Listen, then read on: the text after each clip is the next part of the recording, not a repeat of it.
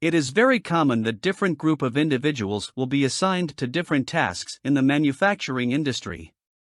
For example, a dedicated team will handle the inbound materials, while another team is responsible for the production materials. Axacute understands your need for a customized setting to assign various access permissions for each and every user in your organization. In this video, we will guide you on the steps to customize different user permissions for your users depending on their daily tasks. At the home page, click on the User Groups object under the Administration module to open the User Group page. To create a new user group, click on the Add button. Give the access group a meaningful name and description that help you to understand which users the group is intended for.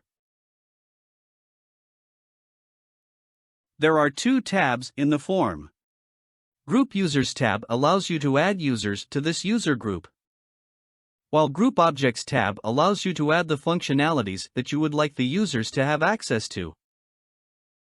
Click on the Add User button and you will see the list of users that are currently not assigned to any user group yet. Select the user that you would like to add, and click on the Add button. The user will be added to the list below the Group Users tab.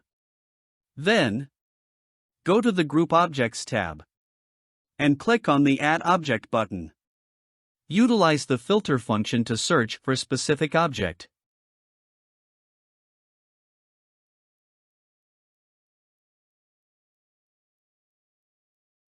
You can remove the unwanted objects by clicking on the red Delete button.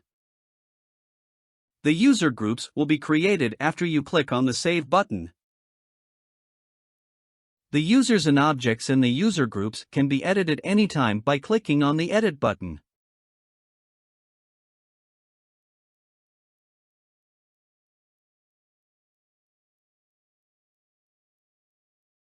Another form where you can assign user groups to the user is in the Users page.